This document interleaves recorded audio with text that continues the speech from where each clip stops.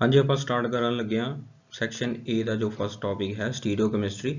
ਸੋ ਸਟੀਰੀਓਕੈਮਿਸਟਰੀ basically ਹੁੰਦੀ ਕੀ ਹੈ 3 dimensional arrangement of atoms and molecule and their effect on the chemical reaction। ਇਸ ਦੇ ਵਿੱਚ ਆਪਾਂ ਸਟੱਡੀ ਕਰਦੇ ਹਾਂ ਆਰਗੈਨਿਕ ਕੰਪਾਊਂਡਸ ਹੁੰਦੇ ਆ ਜਿਨ੍ਹਾਂ ਦੇ ਵਿੱਚ ਕੀ ਹੈ ਐਬਿਲਿਟੀ ਹੁੰਦੀ ਹੈ ਆਈਸੋਮਰਿਜ਼ਮ ਸ਼ੋ ਕਰਨ ਦੀ। ਆਈਸੋਮਰਿਜ਼ਮ ਕੀ ਹੁੰਦੀ ਹੈ? ਆਈਸੋਮਰਿਜ਼ਮਸ R the compounds which have same molecular formula but different chemical and physical properties। two types ਹੁੰਦੀਆਂ ਨੇ ਆਈਸੋਮਰਿਜ਼ਮ ਦੀਆਂ। ਫਸਟ ਹੈ structural isomerism and second is stereo isomerism. ਆਪਣੇ ਸਿਲੇਬਸ ਵਿੱਚ ਜਿਹੜਾ ਹੈ ਸਟੀਰੀਓ ਆਈਸੋਮਰਿਜ਼ਮ ਹੈ, ਸਟਰਕਚਰਲ ਆਈਸੋਮਰਿਜ਼ਮ ਨਹੀਂ ਹੈ। ਫਿਰ ਵੀ ਰਿਵੀਜ਼ਨ ਦੇ ਲਈ ਜਿਹੜਾ ਹੈ ਮੈਂ ਤੁਹਾਨੂੰ ਕੱਲ PDF ਭੇਜੀ ਸੀ ਸਟਰਕਚਰਲ ਆਈਸੋਮਰਿਜ਼ਮ ਦੀ। ਸੋ ਸਟਰਕਚਰਲ ਆਈਸੋਮਰਿਜ਼ਮ ਕੀ ਹੁੰਦੇ ਆ? ਜਿਸ ਦੇ ਵਿੱਚ ਕੀ ਹੈ compounds having same molecular formula but different structure. ਇਸ ਦੇ ਵਿੱਚ ਕੀ ਹੈ ਮੋਲੀਕੂਲਰ ਫਾਰਮੂਲਾ ਤਾਂ ਸੇਮ ਹੁੰਦਾ ਬਟ ਜੋ ਸਟਰਕਚਰ ਹੁੰਦੀ ਹੈ ਉਹ ਕੀ ਹੈ ਡਿਫਰੈਂਟ ਹੁੰਦੀ ਹੈ। ਇਸ ਦੀਆਂ 6 ਟਾਈਪਸ ਹੁੰਦੀਆਂ ਨੇ। ਫਸਟ ਜੋ ਇਸ ਦੀ ਟਾਈਪ ਹੈ ਉਹ ਕੀ ਹੈ ਚੇਨ ਆਈਸੋਮਰਿਜ਼ਮ। ਸੈਕੰਡ ਕੀ ਹੈ position isomerism. Third functional isomerism. Fourth tautomerism. Fifth metamerism. Sixth ring chain isomerism. ठीक है, इस दियां टाइप्स ਨੂੰ ਜੇ ਤੁਸੀਂ ਡਿਟੇਲ ਵਿੱਚ ਪੜ੍ਹਨਾ ਹੈ ਤਾਂ ਮੈਂ ਕੱਲ ਤੁਹਾਨੂੰ ਜੋ PDF ਭੇਜੀ ਹੈ ਉਸ ਦੇ ਵਿੱਚ ਤੁਸੀਂ ਸਟੱਡੀ ਕਰ ਸਕਦੇ ਹੋ। ਠੀਕ ਹੈ, ਨਹੀਂ ਤਾਂ ਆਪਾਂ ਜੋ ਆਪਣੇ ਸਿਲੇਬਸ ਦੇ ਵਿੱਚ ਹੈ ਮੇਨ ਜੋ ਹੈ ਸਟੀਰੀਓ ਆਈਸੋਮਰਿਜ਼ਮ ਤੋਂ ਸਟਾਰਟ ਹੁੰਦਾ ਆਪਾਂ ਉਹੀ ਡਿਸਕਸ ਕਰਾਂਗੇ। ਠੀਕ ਹੈ, ਸੋ ਸਟੀਰੀਓ ਆਈਸੋਮਰਿਜ਼ਮ ਕੀ ਹੁੰਦੀ ਹੈ? Stereoisomerism: isomers having same structural formula but having different relative arrangement of atoms or groups in space are called stereoisomers and the phenomena is called stereoisomerism।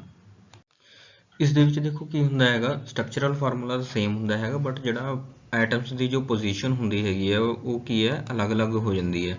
ਠੀਕ ਹੈ, ਜਿਸ ਤਰ੍ਹਾਂ ਅਗਰ ਆਪਾਂ ਦੇਖੀਏ ਆਪਣੇ ਕੋਲ ਇੱਕ ਇਹ ਪਿਆ ਹੈਗਾ।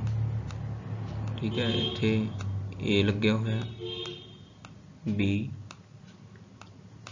C ਤੇ ਇੱਥੇ D।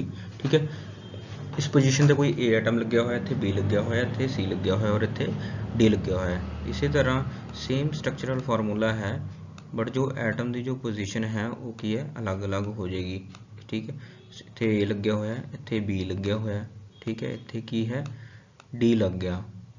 ठीक है, और इत्थे की है C लग गया। तो इस तरह देखो स्ट्रक्चर दोनों की सेम है बट फर्क किस चीज़ का है एटम्स की पोजीशन का। ठीक है, इस पोजीशन ते C लग्या होया तो इस पोजीशन ते D लग्या होया हैगा। ठीक है, स्ट्रक्चरल फॉर्मूला जो है सेम रहेगा बट जो इसका जो एटम्स का अरेंजमेंट है वो की है अलग अलग हो जाएगा।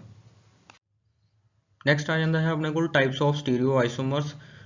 ਇਹਦੀਆਂ 2 ਟਾਈਪਸ ਹੁੰਦੀਆਂ ਨੇ ਸਟੀਰੀਓ ਆਈਸੋਮਰਸ ਦੀਆਂ। ਫਸਟ ਹੈ ਕਨਫਰਮੇਸ਼ਨਲ ਆਈਸੋਮਰ, ਸੈਕੰਡ ਇਜ਼ ਕਨਫਿਗਰੇਸ਼ਨਲ ਆਈਸੋਮਰ।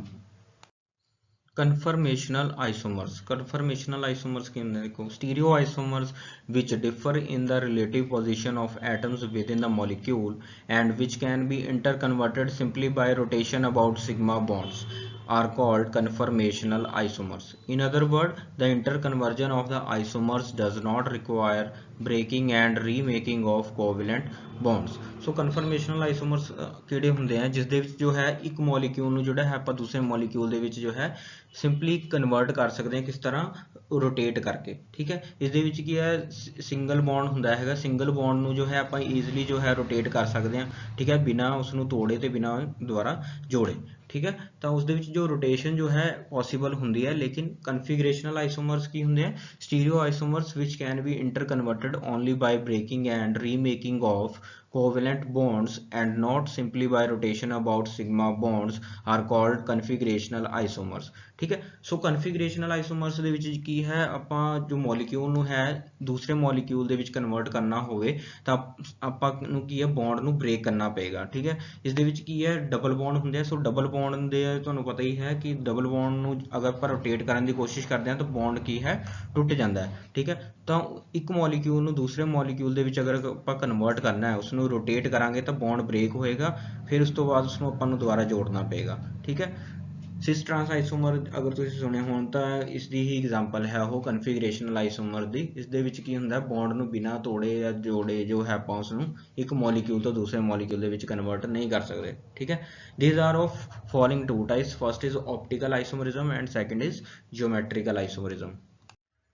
देखो ऑप्टिकल आइसोमरिज्म की होती है certain compound can exist in 2 stereoisomeric form which cannot be superimposed on one another। they differ only in their behavior towards plane polarized light, जिसको ਆਪਾਂ PPL भी बोलते हैं, ठीक है। one rotate the plane of polarized light toward right but other toward left but to the same extent. Such a pair of compound are called optical isomers and the phenomena is called optical activity. Some general concepts about optical isomers.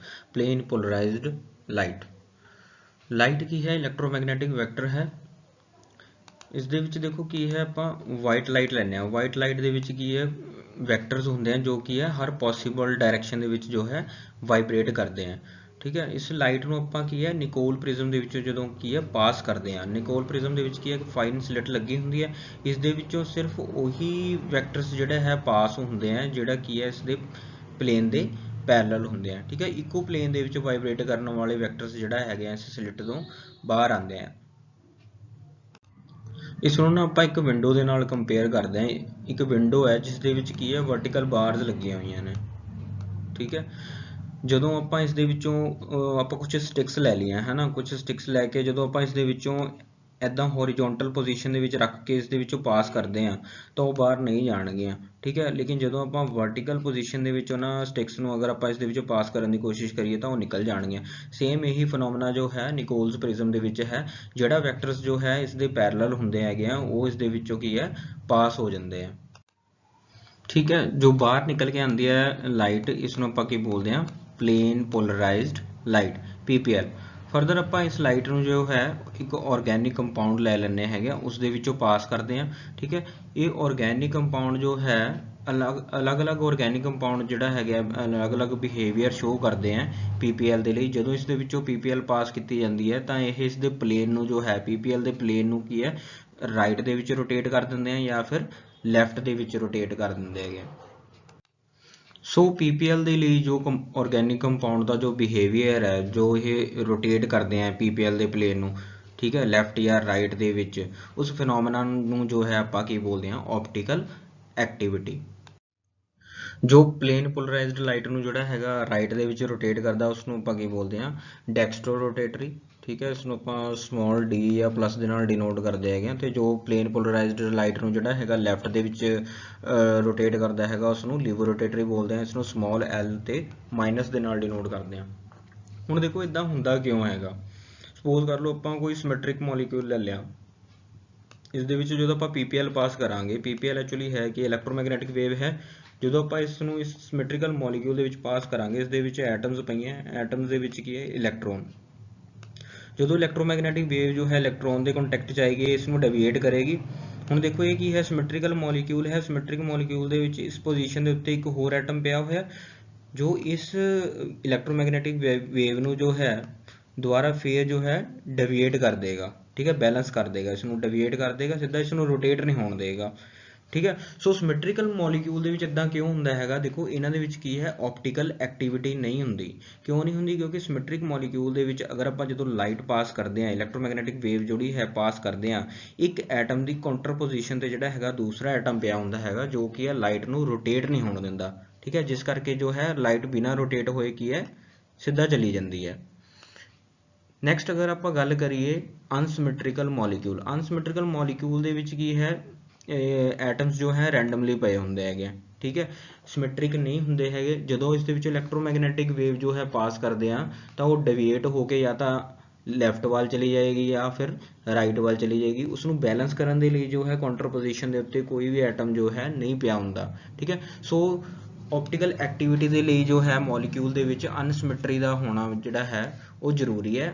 ਅਨਸਿਮੈਟਰੀ ਜੋ ਹੈ ਕਿਤੇ ਨਾ ਕਿਤੇ responsible ਹੈ molecule ਦੀ optical activity ਦੇ ਲਈ, ਠੀਕ ਹੈ। ਇੱਥੇ ਤੱਕ ਤਾਂ ਕੋਈ ਪ੍ਰੋਬਲਮ ਨਹੀਂ ਹੈ, ਸਮਝ ਆ ਗਿਆ। ਨੈਕਸਟ ਆਪਾਂ ਅੱਗੇ ਡਿਸਕਸ ਕਰਾਂਗੇ ਕਾਇਰਲ centre.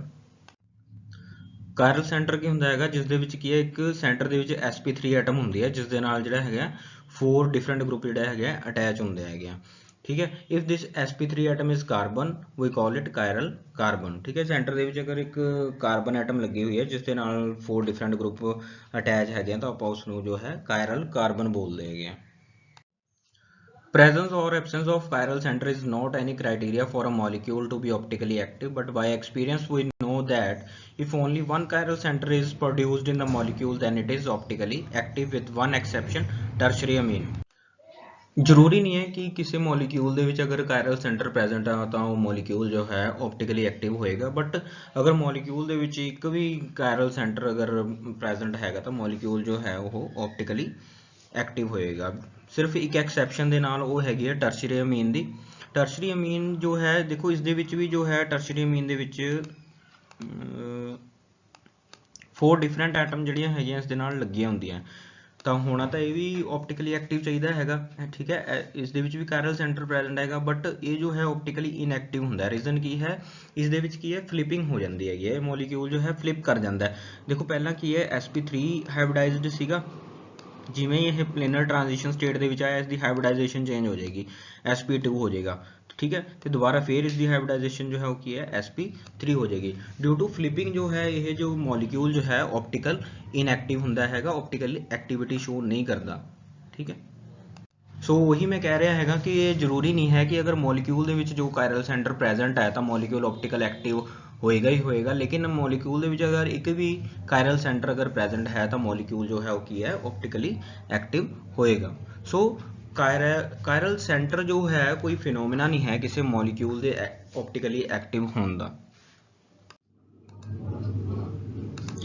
How many chiral carbon present in this molecules, ਇਹ ਦੋ ਐਗਜ਼ਾਮਪਲਸ ਹੈਗੀਆਂ ਨੇ, ਠੀਕ ਹੈ। ਇਹ ਤੁਸੀਂ ਖੁਦ ਸੋਲਵ ਕਰਨੀਆਂ ਹੈਗੀਆਂ ਤੇ ਮੈਨੂੰ ਦੱਸਣਾ ਹੈਗਾ, ਤੁਸੀਂ WhatsApp ਗਰੁੱਪ ਦੇ ਵਿੱਚ ਸੋਲਵ ਕਰਕੇ ਦੱਸਣਾ ਹੈ ਵੀ ਇਸ ਦੇ ਵਿੱਚ ਕਿੰਨੇ ਕਾਇਰਲ ਕਾਰਬਨ ਜਿਹੜੇ ਹੈਗੇ ਆ ਪ੍ਰੈਜ਼ੈਂਟ ਹੈਗੇ ਆ, ਠੀਕ ਹੈ, ਜਾਂ ਫਿਰ ਕਾਇਰਲ ਸੈਂਟਰ ਜਿਹੜੇ ਹੈਗੇ ਇਸ ਦੇ ਵਿੱਚ ਪ੍ਰੈਜ਼ੈਂਟ ਹੈ। ਇਹ ਤੁਸੀਂ ਜਿਹੜਾ ਹੈ WhatsApp ਗਰੁੱਪ ਦੇ ਵਿੱਚ ਮੈਨੂੰ ਮੈਸੇਜ ਕਰਕੇ ਦੱਸਣਾ ਹੈਗਾ, ਠੀਕ ਹੈ। Next is chirality. Chirality means handedness. If a molecule cannot be divided into equal halves, then it is chiral. ਕੋਈ ਵੀ ਆਬਜੈਕਟ ਜਾਂ ਮੋਲੀਕਿਊਲ ਜਿਸ ਨੂੰ ਆਪਾਂ ਇਕੁਅਲ ਹਾਫ ਦੇ ਵਿੱਚ ਡਿਵਾਈਡ ਨਹੀਂ ਕਰ ਸਕਦੇ ਹਨਾ, ਉਸ ਨੂੰ ਆਪਾਂ ਕੀ ਬੋਲਦੇ ਹੈਗੇ ਆ, chiral. Most of the things in our surrounding can be divided into equal halves. For example, ਆਪਾਂ ਡਸਟਰ ਦੀ ਗੱਲ ਕਰੀਏ ਹਨਾ, ਡਸਟਰ ਨੂੰ ਆਪਾਂ ਇਕੁਅਲ ਹਾਫ ਦੇ ਵਿੱਚ ਡਿਵਾਈਡ ਕਰ ਸਕਦੇ ਹੈਗੇ ਆ। ਚੌਕ ਦੀ ਗੱਲ ਕਰੀਏ, ਚੌਕ ਨੂੰ ਵੀ ਆਪਾਂ ਇਕੁਅਲ ਹਾਫ ਦੇ ਵਿੱਚ ਡਿਵਾਈਡ ਕਰ ਸਕਦੇ ਹੈਗੇ ਆ, ਠੀਕ ਹੈ। ਬਲੈਕ ਬੋਰਡ ਦੀ ਗੱਲ ਕਰੀਏ, ਬਲੈਕ ਬੋਰਡ ਨੂੰ ਵੀ ਆਪਾਂ ਇਕੁਅਲ ਹਾਫ ਦੇ ਵਿੱਚ ਡਿਵਾਈਡ ਕਰ ਸਕਦੇ ਹਾਂ, ਠੀਕ ਹੈ। ਲੇਕਿਨ ਅਗਰ ਆਪਾਂ ਫੈਨ ਦੀ ਗੱਲ ਕਰੀਏ ਤਾਂ ਫੈਨ ਨੂੰ ਜਿਹੜਾ ਹੈਗਾ ਆਪਾਂ ਇਕੁਅਲ ਹਾਫ ਦੇ ਵਿੱਚ ਡਿਵਾਈਡ ਨਹੀਂ ਕਰ ਸਕਦੇ, ਠੀਕ ਹੈ। ਹੈਂਡ ਦੀ ਗੱਲ ਕਰੀਏ ਆਪਾਂ, ਹੈਂਡ ਹੈ, ਹਿਊਮਨ ਹੈਂਡ, ਅਗਰ ਆਪਾਂ ਇਸ ਨੂੰ ਡਿਵਾਈਡ ਕਰਨ ਦੀ ਕੋਸ਼ਿਸ਼ ਕਰੀਏ ਤਾਂ ਆਪਾਂ ਇਸ ਨੂੰ ਜੋ ਹੈ ਇਕੁਅਲ ਹਾਫ ਦੇ ਵਿੱਚ ਜੋ ਹੈ ਡਿਵਾਈਡ ਨਹੀਂ ਕਰ ਸਕਦੇ, ਤਾਂ ਇਹ ਕੀ ਹੋ ਜਾਏਗਾ, ਕਾਇਰਲ। ਹੁਣ ਦੇਖੋ ਕੋਈ ਆਪਾਂ ਨਾ ਦੋ ਮੋਲੀਕਿਊਲ ਲੈ ਲਏ ਜਿਹੜਾ ਅਲੱਗ-ਅਲੱਗ ਤਰੀਕੇ ਦੇ ਨਾਲ ਕੀ ਹੈ ਬਣਾਏ ਨੇ, ਠੀਕ ਹੈ। ਇੱਕ ਦੂਸਰੇ ਦੇ ਜਦੋਂ ਆਪਾਂ ਉਹਨਾਂ ਨੂੰ ਸਾਹਮਣੇ ਰੱਖਿਆ ਤਾਂ ਆਪਾਂ ਨੂੰ ਕੀ ਪਤਾ ਲੱਗਿਆ ਕਿ ਉਹ ਇੱਕ ਦੂਸਰੇ ਦੀ ਕੀ ਹੈ, ਮਿਰਰ ਇਮੇਜ ਨੇ, ਠੀਕ ਹੈ। ਅਗਰ ਇੱਕ ਮੋਲੀਕਿਊਲ ਆਪਣੀ ਮਿਰਰ ਇਮੇਜ ਦਿਖਣ ਵਾਲੇ ਮੋਲੀਕਿਊਲ ਦੇ ਉੱਤੇ ਸੁਪਰ ਇੰਪੋਜ਼ ਨਾ ਕਰੇ, ਠੀਕ ਹੈ, ਨੋਨ ਸੁਪਰ ਇੰਪੋਜ਼ੇਬਲ ਹੋ ਜੇ, ਤਾਂ ਉਸ ਨੂੰ ਆਪਾਂ ਕੀ ਬੋਲਦੇ ਹੈਗੇ ਆ, ਕਾਇਰਲ। ਹੁਣ ਆਪਾਂ ਇਹ ਦੇਖੋ, ਹੈਂਡ ਨੂੰ ਆਪਾਂ ਦੂਸਰੇ ਹੈਂਡ ਦੇ ਉੱਤੇ ਰੱਖਿਆ ਤਾਂ ਇਹ ਕੀ ਹੈ, ਨੋਨ ਸੁਪਰ ਇੰਪੋਜ਼ੇਬਲ ਨੇ, ਠੀਕ ਹੈ ਨਾ। ਅੰਦਰੋਂ ਦੀ ਹੈਂਡ ਜੋ ਹੈ ਹੋਰ ਤਰ੍ਹਾਂ ਦਾ ਹੈ, ਬਾਹਰੋਂ ਦੀ ਹੈਂਡ ਹੋਰ ਤਰ੍ਹਾਂ ਦਾ, ਤਾਂ ਇਹ ਕੀ ਹੋਏਗਾ, ਨੋਨ ਸੁਪਰ ਇੰਪੋਜ਼ੇਬਲ ਹੋਏਗਾ। ਅਗਰ ਆਪਾਂ ਇਸ ਦੀ ਗੱਲ ਕਰਦੇ ਹਾਂ, ਹੁਣ ਦੇਖਣ ਨੂੰ ਆਪਾਂ ਨੂੰ ਕੀ ਲੱਗ ਰਿਹਾ ਹੈਗਾ ਕਿ ਇਹ ਸੁਪਰ ਇੰਪੋਜ਼ੇਬਲ ਨੇ, ਠੀਕ ਹੈ, ਲੇਕਿਨ ਇਹ ਸੁਪਰ ਇੰਪੋਜ਼ੇਬਲ ਨਹੀਂ ਹੈਗੇ, ਠੀਕ ਹੈ। ਇਹ ਕੀ ਨੇ, ਨੋਨ ਸੁਪਰ ਇੰਪੋਜ਼ੇਬਲ। Superimposability ਕੀ ਹੈ, superimposability is a three-dimensional phenomena. If a molecule is superimposed on its mirror image molecule, then they should look as if it is one molecule, ठीक है। अगर कोई molecule अपनी mirror image दिखने वाले molecule ਦੇ ਉੱਤੇ superimpose ਕਰ ਜੇ ਤਾਂ ਉਹ ਇਦਾਂ ਦਿਖਣੇ ਚਾਹੀਦੇ ਆ ਕਿ ਉਹ ਇੱਕ molecule ਹੈ, ਠੀਕ ਹੈ ਨਾ, ਦੋ ਨਹੀਂ ਦਿਖਣੇ ਚਾਹੀਦੇ, ਉਹ ਸਿਰਫ ਇੱਕ ਦਿਖਣਾ ਚਾਹੀਦਾ ਹੈਗਾ, ਠੀਕ ਹੈ। ਤਾਂ molecule ਦੀ optical activity ਦੇ ਲਈ ਜੋ ਹੈ ਮੋਲੀਕਿਊਲ ਦਾ ਨੋਨ ਸੁਪਰਇੰਪੋਜ਼ੇਬਲ ਹੋਣਾ ਜ਼ਰੂਰੀ ਹੈ। Such molecule which exist in the mirror image form and non superimposable upon each other are chiral and optically active. So chirality is a necessary and sufficient condition for a molecule to be optically active. So molecule ਦੀ ਜੋ optical activity ਹੈ ਉਹ ਕੀ ਹੈ, chiral center ਦੇ ਉੱਤੇ depend ਨਹੀਂ ਕਰਦੀ ਹੈ, ਠੀਕ ਹੈ। ਇਹ ਜ਼ਰੂਰੀ ਨਹੀਂ ਹੈ ਕਿ molecule ਦੇ ਵਿੱਚ chiral center present ਹੈ ਜਾਂ ਨਹੀਂ ਹੈ, ठीक है, लेकिन कायरलिटी का होना जरूरी है। अगर कोई मॉलिक्यूल ऑप्टिकली एक्टिव है तो उसके विच कायरलिटी होएगी। So chirality is a necessary and sufficient condition for a molecule to be optically active. ਇਹ ਸਾਰੀ ਸਟੋਰੀ ਜਿਹੜੀ ਹੈਗੀ ਉਹ ਸਟਾਰਟ ਹੁੰਦੀ ਹੈ ਲੂਇਸ ਪਾਸਚਰ ਤੋਂ। ਲੂਇਸ ਪਾਸਚਰ ਦਾ ਕ੍ਰਿਸਟਲ ਦੀ ਸਟੱਡੀ ਦੇ ਵਿੱਚ ਬਹੁਤ ਇੰਟਰਸਟ ਸੀਗਾ, ਹੈ ਨਾ। US ਜਾ ਕੇ ਜਦੋਂ ਉਹਨਾਂ ਨੇ ਕ੍ਰਿਸਟਲ ਦੇ ਉੱਤੇ ਸਟੱਡੀ ਕੀਤੀ, ਹੈ ਨਾ, ਉੱਥੇ ਉਹਨਾਂ ਨੇ ਕੀ ਕੀਤਾ, ਕ੍ਰਿਸਟੈਲੋਗ੍ਰਾਫ ਨੂੰ ਯੂਜ਼ ਕੀਤਾ। ਕ੍ਰਿਸਟੈਲੋਗ੍ਰਾਫ ਕੀ ਹੁੰਦਾ ਹੈ, ਜਿਸ ਦੇ ਵਿੱਚ ਕੀ ਹੈ, ਮੈਗਨੀਫਾਈਂਗ ਲੈਂਸ ਲੱਗੇ ਹੁੰਦੇ ਹੈਗੇ, ਹੈ ਨਾ। ਕ੍ਰਿਸਟਲ ਦੀ ਲੈਂਥ ਹੋ ਗਈ, ਐਂਗਲ ਹੋ ਗਏ, ਸਭ ਮੈਜਰ ਕੀਤੇ ਜਾਂਦੇ ਉਹਦੇ ਵਿੱਚ। ਤਾਂ ਸਭ ਤੋਂ ਪਹਿਲਾਂ ਉਹਨਾਂ ਨੇ ਕਿਸ ਦੇ ਕ੍ਰਿਸਟਲਸ ਯੂਜ਼ ਕੀਤੇ ਸੀਗੇ, ਪੋਟਾਸ਼ੀਅਮ ਟਾਰਟਰੇਟ ਦੇ, ਟਾਰਟਰੇਟ ਐਸਿਡ ਦਾ ਪੋਟਾਸ਼ੀਅਮ ਸਾਲਟ। ਤਾਂ ਉਹਨਾਂ ਨੇ ਦੇਖਿਆ ਪੋਟਾਸ਼ੀਅਮ ਟਾਰਟਰੇਟ ਦੇ ਵਿੱਚ ਉਸਦੇ ਜਿਹੜੇ ਕ੍ਰਿਸਟਲ ਸੀਗੇ, ਹੈ ਨਾ, ਉਹ ਦੋ ਤਰ੍ਹਾਂ ਦੇ ਕ੍ਰਿਸਟਲ ਸੀਗੇ, ਠੀਕ ਹੈ। ਦੋ ਤਰ੍ਹਾਂ ਦੇ ਕ੍ਰਿਸਟਲ ਪਏ ਸੀ ਉਸਦੇ ਵਿੱਚ। ਉਹਨਾਂ ਨੇ ਕੀ ਕੀਤਾ, ਇੱਕ ਰਾਈਟ ਵਾਲਾ ਲੈ ਲਿਆ ਤੇ ਇੱਕ ਲੈਫਟ ਵਾਲਾ। ਜਦੋਂ ਦੇਖਿਆ ਉਹਨਾਂ ਨੇ ਇੱਕ ਦੂਸਰੇ ਦੇ ਸਾਹਮਣੇ ਰੱਖੇ ਤਾਂ ਉਹ ਇੱਕ ਦੂਸਰੇ ਦੀ ਕੀ ਨਿਕਲੇ, ਮਿਰਰ ਇਮੇਜ। ਜਦੋਂ ਉਸਦੇ ਵਿੱਚੋਂ PPL ਪਾਸ ਕੀਤੀ, ਪਲੇਨ ਪੋਲਰਾਈਜ਼ਡ ਲਾਈਟ, ਤਾਂ ਉਹ ਕੀ ਹੈ, ਉਹ ਬਿਨਾਂ ਰੋਟੇਟ ਹੋਏ ਸਿੱਧੀ ਚਲੇਗੀ, ਠੀਕ ਹੈ। ਫਿਰ ਬਾਅਦ ਵਿੱਚ ਉਹਨਾਂ ਨੇ ਕੀਤਾ, ਇੱਕ ਹੈਂਡ ਲੈਂਸ ਲੈ ਕੇ ਰਾਈਟ ਵਾਲੇ ਨੂੰ ਅਲੱਗ ਕਰ ਲਿਆ, ਠੀਕ ਹੈ। ਰਾਈਟ ਵਾਲੇ ਕ੍ਰਿਸਟਲ ਜੋ ਸੀਗੇ ਉਹ ਅਲੱਗ ਕਰ ਲਏ ਤੇ ਲੈਫਟ ਵਾਲੇ ਕ੍ਰਿਸਟਲ ਜੋ ਸੀਗੇ ਉਹ ਅਲੱਗ ਕਰ ਲਏ, ਠੀਕ ਹੈ। ਹੁਣ ਜਦੋਂ ਉਹਨਾਂ ਨੇ ਰਾਈਟ ਵਾਲੇ ਵਿੱਚੋਂ PPL ਪਾਸ ਕੀਤੀ ਤਾਂ ਉਹ ਰਾਈਟ ਵੱਲ ਨੂੰ ਰੋਟੇਟ ਹੋ ਗਈ। ਜਦੋਂ ਲੈਫਟ ਵਾਲੇ ਵਿੱਚੋਂ PPL ਪਾਸ ਕੀਤੀ ਤਾਂ ਉਹ ਲੈਫਟ ਵੱਲ ਨੂੰ ਰੋਟੇਟ ਹੋ ਗਈ, ਠੀਕ ਹੈ। ਫਿਰ ਉਹਨਾਂ ਨੇ ਆਪਣੇ ਲਿਟਰੇਚਰ ਦੇ ਵਿੱਚ ਲਿਖਿਆ ਕਿ ਨੇਚਰ ਦੇ ਵਿੱਚ ਕਹਿੰਦੇ ਇਹੋ ਜਿਹੇ ਕ੍ਰਿਸਟਲ ਪਾਏ ਜਾਣ ਜੋ ਕਿ ਇੱਕ ਦੂਜੇ ਦੀ ਕੀ ਹੈ, ਮਿਰਰ ਇਮੇਜ ਹੋਣ ਤੇ ਦੋ ਫਾਰਮ ਦੇ ਵਿੱਚ ਐਗਜ਼ਿਸਟ ਕਰਦੇ ਹੋਣ, ਤਾਂ ਉਹਨਾਂ ਦੇ ਵਿੱਚ ਕੀ ਹੈ, ਆਪਟੀਕਲ ਐਕਟੀਵਿਟੀ ਹੁੰਦੀ ਹੈ ਤੇ ਉਹ PPL ਦੇ ਪਲੇਨ ਨੂੰ ਕੀ ਹੈ, ਰੋਟੇਟ ਕਰਦੇ ਨੇ। ਫਿਰ ਬਾਅਦ ਵਿੱਚ ਉਹਨਾਂ ਨੇ ਕੀ ਕੀਤਾ, ਜੋ ਰਾਈਟ ਵਾਲੇ ਸੀਗੇ ਤੇ ਲੈਫਟ ਵਾਲੇ ਸੀਗੇ ਉਹਨਾਂ ਨੂੰ ਕੀ ਕੀਤਾ, ਪਾਣੀ ਦੇ ਵਿੱਚ ਡਿਜ਼ੋਲਵ ਕਰਤਾ, ਹੈ ਨਾ। ਪਾਣੀ ਦੇ ਵਿੱਚ ਡਿਜ਼ੋਲਵ ਕਰਨ ਦੇ ਵਿੱਚ ਕੀ ਹੈ, ਉਹ ਮੋਲੀਕੂਲਰ ਫਾਰਮ ਦੇ ਵਿੱਚ ਆ ਗਏ, ਠੀਕ ਹੈ। ਜਦੋਂ ਉਸਦੇ ਵਿੱਚੋਂ ਲਾਈਟ ਪਾਸ ਕੀਤੀ ਤਾਂ ਉਹ ਫੇਰ ਜੋ ਹੈ ਉਸਦੇ ਪਲੇਨ ਨੂੰ ਰੋਟੇਟ ਕਰ ਰਹੇ ਸੀਗੇ, PPL ਦੇ ਪਲੇਨ ਨੂੰ ਰੋਟੇਟ ਕਰ ਰਹੇ ਸੀ ਲੈਫਟ ਤੇ ਰਾਈਟ ਦੇ ਵਿੱਚ।